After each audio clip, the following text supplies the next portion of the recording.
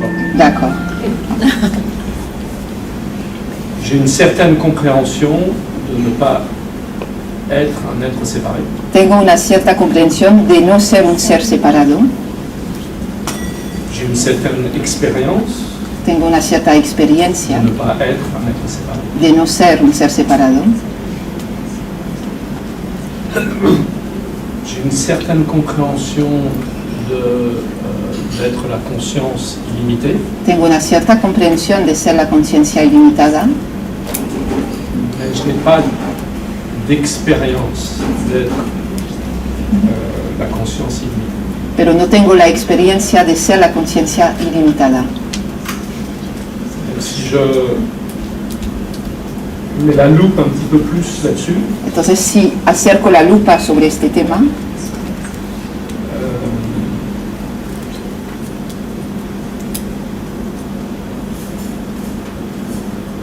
l'idée d'être une conscience illimitée ne m'est pas étrangère.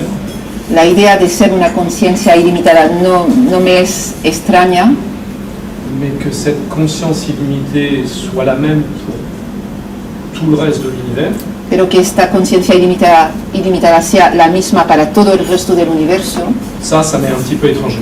eso sí me resulta un poquito extraño. Je n'arrive pas à faire le saut. No llego, no puedo, no logro hacer el salto. Je ne sais pas si ça se fait tout seul ou si No sé si este salto ocurre por sí solo.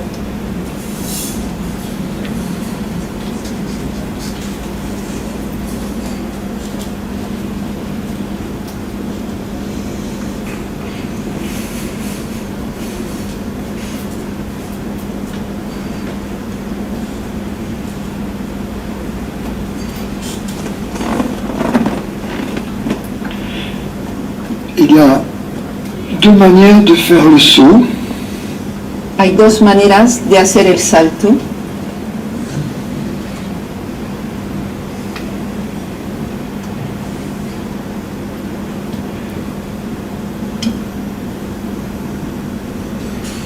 Il y a une manière directe Hay una manera directa et il y a une manière expérimentale. y hay una manera experiencial.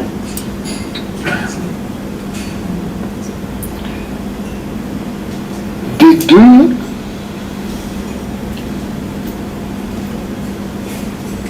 la manière expérimentale est la plus importante Entre ambas, la manera experiencial es la más importante car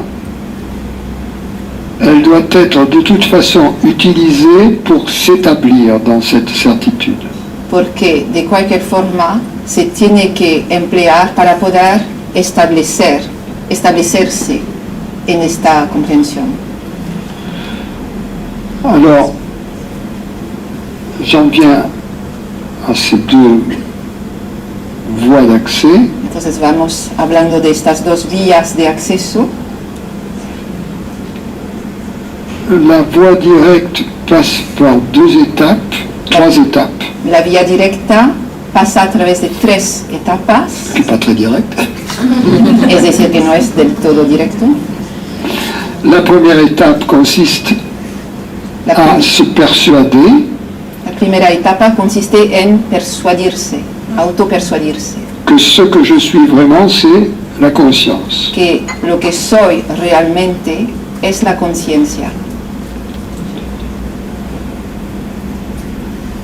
La deuxième étape La segunda etapa consiste à se persuader consiste también en persuadirse que la conscience est réelle. que la conciencia es real. Et la troisième étape Y la tercera etapa consiste à se persuader qu'il y a une seule réalité. consiste en persuadirse que solo hay una sola realidad. Donc trois étapes. 1. Je suis la conscience plutôt que le corps, le mental ou quoi que ce soit d'autre. Primera etapa, yo soy la conciencia más que el cuerpo, la mente u otra cosa. Deuxièmement, la conscience est réelle. Segundo, la conciencia es real, En d'autres termes, elle n'est pas imaginée, elle n'est pas... en otro término, no es algo imaginado, Elle est une réalité. es una realidad. Et troisièmement, il y a une seule réalité. Y tercero, hay una sola realidad. Donc, je donne ces trois étapes parce que chacun de nous peut être bloqué à un niveau différent. Voy nombrando estas tres etapas porque cada uno de nosotros se puede encontrar bloqueado en alguno de estos niveles. Pour l'un, il peut être clair, je suis la conscience et non pas le corps mental. Pour quelqu'un d'autre, il dit non, je suis le corps mental. Para uno puede ser muy claro que yo soy la conciencia y no este cuerpo-mente, y para otro, no, La yo soy el conscience, cuerpo-mente. c'est une création du corps et du mental, ça dépend du corps et du mental. Y la conciencia no es nada más que una creación del cuerpo-mente, depende del cuerpo-mente. Une autre personne sera bloquée au niveau au-dessus. Otra persona se verá quizás bloqueada al nivel superior. Elle dira oui, j'ai pas de problème. Je suis la conscience. Dirá, sí, no tengo ningún problema, yo soy la conciencia. Mais cette conscience,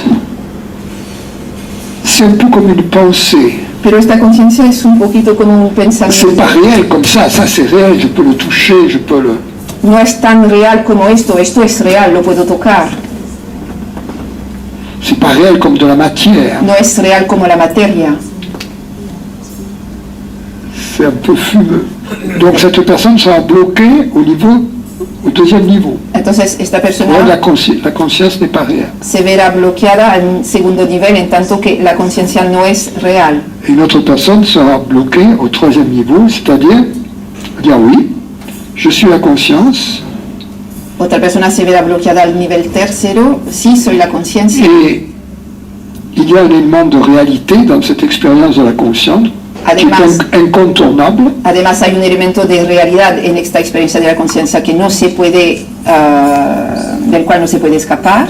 Donc je suis convaincu de cela. Entonces estoy Il y a un élément de convencido, réalité, elemento de realidad de la conciencia, mais il peut y avoir plusieurs réalités. pero puede existir varias realidades.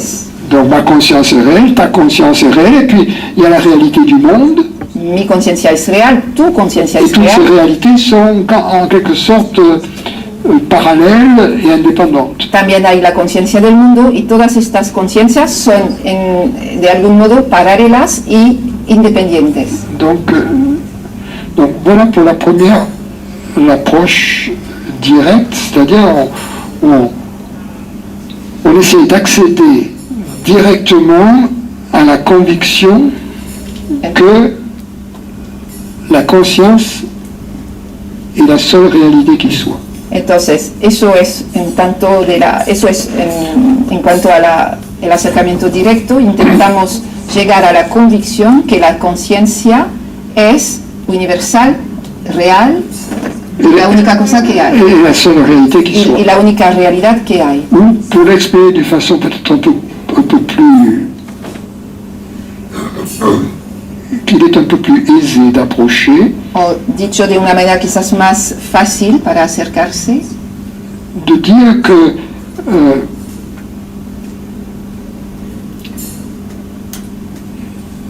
l'expérience de la conscience est l'expérience de la réalité. sería decir que la experiencia de la conciencia es la experiencia de la realidad. Donc je ferme cette première voie d'approche, Entonces ahora voy cerrando esta primera vía de la voie acercamiento, directe, la vía directa, et la deuxième c'est la voie expérimentale. y la segunda vía es la vía experiencial. Alors, la voie expérimentale, tout ce qui est requis pour entrer dans cette voie Entonces, para la vía experiencial, todo lo que se requiere est d'être ouvert à la possibilité que la conscience soit universelle, réelle, la seule réalité qui soit, et partagée donc par tous. es estar abierto a la posibilidad que la conciencia es real, universal, compartido Mais con todos. au lieu d'en chercher une preuve directe, une conviction directe, pero en el lugar de ir buscando una prueba directa, una convicción directa, on essaie de l'approcher par des vérifications expérimentales qui portent sur le monde phénoménal. intentamos acercarnos a través de experiencia basada sobre el mundo fenoménico. Et la manière d'approcher cela, c'est comment conduire ces expériences. Y entonces, ¿cómo se conducen estas experiencias? En science, lorsque nous faisons une expérience, nous posons une question à la nature. Por ejemplo, en las ciencias, cuando hacemos una experiencia, hacemos una pregunta a la naturaleza. Nous changeons quelque chose, nous manipulons quelque chose. Cambiamos algo, manipulamos algo. C'est pour ça, souvent dans le jargon des scientifiques, une expérience, on appelle ça une manip. Por eso que en el lenguaje de los científicos una experiencia se suele llamar una manipulación. Ce qui veut dire, on manipule quelque chose Significa que manipulamos algo dans la nature en la naturaleza et on regarde quelle est la réaction de la nature par rapport à cette manipulation. y miramos cuál es la reacción de la naturaleza en proporción a esta manipulación.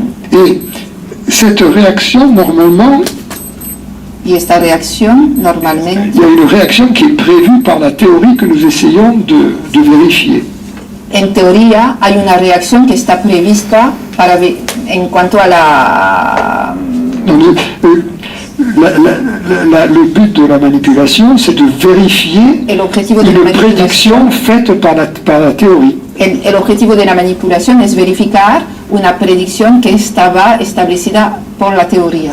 Si toutes les prédictions de la théorie sont vérifiées, Si todas las predicciones de la teoría se ven verificadas, la théorie est dite juste. la teoría entonces está reconocida como justa. Ici, la théorie, c'est que la conscience est universelle. Aquí la teoría es que la conciencia es universal. Les manipulations Las que nous manipulaciones faisons, que hacemos, nous devons changer quelque chose. tenemos que cambiar algo. Et ce que nous devons changer, c'est au fond notre attitude Y lo que tenemos que cambiar es nuestra actitud face au monde. frente al mundo, Puisque notre attitude, en général, dans l'ignorance, debido que nuestra actitud generalmente dentro de la ignorancia est fondée sur la croyance que nous sommes une conscience séparée. está basada sobre la creencia que somos una conciencia separada. Le résultat dont nous faisons l'expérience, El resultado del cual hacemos la experiencia c'est un manque d'harmonie dans le monde es esta falta de armonía en el mundo et un manque d'harmonie intérieure y una falta de armonía Un sentiment de manque. interior, una sensación de et carencia donc une absence de satisfaction, de plénitude. y una ausencia de satisfacción y de plenitud. Donc, la manipulation consiste Entonces la manipulación consiste à changer la manière dont nous agissons. a cambiar la manera con la cual Par exemple, dont actuamos, nous agissons. por ejemplo, cómo actuamos, Et de sorte que nous essayons d'agir comme si la conscience était universelle, de tal forma que intentamos actuar como si la conciencia fuese universal et nous essayons d'observer s'il y a un changement y intentamos observar si hay un cambio à la fois dans le monde et dans les événements dans le monde et en nous, a la vez en el mundo, en los eventos del mundo y también dentro de qui va dans nosotros, le sens d'un accroissement de l'harmonie. que va en el sentido del crecimiento de la armonía. De même qu'une théorie physique se vérifie par une accumulation d'expériences, De la misma forma que una teoría física se verifica con la acumulación de experiencia, cette théorie-là aussi se vérifie par une accumulation d'expériences. esta teoría también se verifica con acumulación de experiencias. Est-ce qu'une théorie est toujours absolument vérifiée? ¿Acaso una teoría siempre está totalmente verificada? Non, No, parce qu'il peut y avoir un événement qui survienne. porque Je puede... parle d'une théorie physique. Estoy hablando de una teoría física, no, Un nouveau phénomène, un nuevo fenómeno, comme par exemple l'énergie noire, ou je ne sais pas comment on dit en français, dark energy, Por ejemplo, la energía negra, hein, qui n'est pas prévue par la théorie. que no está prevista por la teoría. De la même manière, la certitude que nous acquérons De la misma forma, la certeza que vamos adquiriendo ne sera jamais absolue à 100% et définitive. nunca será absoluta al 100% y definitiva. Mais ça n'est pas un problème puisque nous pouvons vérifier à tout moment. Pero no es un problema porque en cada momento podemos averiguar. C'est un peu comme, disons, le fait qu'à la surface de la Terre, il y a la pesanteur. Un ejemplo, el hecho que, por ejemplo, a la superficie de la Tierra existe la gravedad. C'est une théorie. Es una teoría. C'est une théorie qui est vérifiée par, et que nous avons vérifié, que tout le monde a vérifié par un très grand nombre d'expériences. Es una teoría averiguada a través de un número muy grande de experiencias. Mais la certitude n'est jamais absolue. Pero la certeza jamás es absoluta. Il peut y avoir une exception tout d'un coup. Podría haber de golpe una excepción. Mais est-ce que ça nous pose problème? Pero esto, ¿acaso es un problema? Pas du tout. No. Pourquoi? Parce que nous vivons à la surface de la Terre, que notre corps est soumis à la gravité, et donc que la vérification elle était immédiate et sans problème. Y no es un problema porque vivimos a la superficie de la Tierra, que estamos activados, ¿cómo se dice?, a través de la gravedad y entonces se puede verificar en cualquier momento. Et de la même manière, la conscience est toujours présente 24 heures sur 24. Y con la conciencia es lo mismo, está presente 24 sobre Et 24. dans un cas de doute, la vérification peut être... Y en caso de duda, la verificación es eminente, inmediata. Mais il y a un moment où la question ne se pose plus. Y llega un momento, On considère l'affaire classée. la cuestión ya no se presenta, el asunto está Voilà. ordenado. Et donc si l'on approche la vérité uniquement par la première méthode, Entonces, si nos acercamos a la verdad simplemente, únicamente con el primer método, on a une révélation et on peut toujours revenir vers cette révélation, tenemos una revelación y siempre podemos volver a esta revelación, mais les vieilles croyances ne sont pas forcément complètement éradiquées. pero puede que las viejas creencias no estén del todo erradicadas. C'est pourquoi même dans ce cas-là, il est nécessaire de recourir à la méthode expérimentale qui seule permet l'éradication des vieilles croyances. Y entonces es por eso que también es necesario utilizar el segundo método, que es decir, el método experiencial, que es el único que puede erradicar las creencias equivocadas. C'est pourquoi la méthode expérimentale est beaucoup plus importante dans la démarche Es por eso que el método experiencial es mucho más importante que la méthode directe. en este camino que el método directo. La méthode directe, il peut y avoir quelqu'un aussi qui est frappé par l'illumination. En el método directo alguien puede ser, por ejemplo, tocado por una experiencia de iluminación. Il a cette révélation de l'universalité de la conscience. Tiene esta revelación de la universalidad de la conciencia. Mais si les vieilles croyances n'ont pas été éliminées et qu'elles soient toujours présentes, Pero si las viejas creencias no han sido eliminadas y que siguen presentes, il y a un chemin qui reste à parcourir queda un camino que recorrer de toute façon. de cualquier manera. Tout cela pour dire qu'au fond, l'illumination n'est pas importante. Todo esto para decir que al final la iluminación en sí no es algo importante. Contrairement à ceux qui sont souvent enseignés dans des formes contemporaines de Neo-Advaita ou Y esto va un poquito a contra de lo que se suele enseñar en los caminos de Neo-Advaita contemporáneos. ce qui est insinué, c'est que bon, ce qui est important, c'est d'avoir une révélation, et puis ensuite, même si on est malheureux, ça fait rien. Estos movimientos de Neo-Advaita en los cuales se suele insinuar que lo que es importante es tener esta revelación y aunque después sigamos infelices no es importante. Donc il est beaucoup plus important d'être dans la paix, dans la plénitude, Pero es mucho más importante estar en la paz et de y ne en pas la avoir plenitud eu une révélation, y de no haber tenido una revelación, mais simplement une vérification expérimentale d'un fait, pero solo una verificación experiencial de un hecho, plutôt que d'avoir eu une révélation et d'être misérable. en el lugar de haber tenido una revelación y de seguir miserable. C'est très important.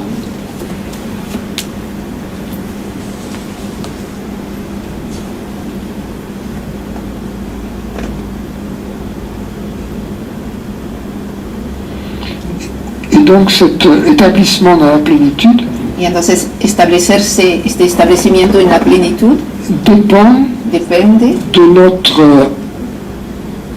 enthousiasme et de notre volonté et de notre ardeur à depende de, conduire ces expérimentations. depende de nuestro entusiasmo, voluntad y ardor para conducir estas experiencias, esta experimentación.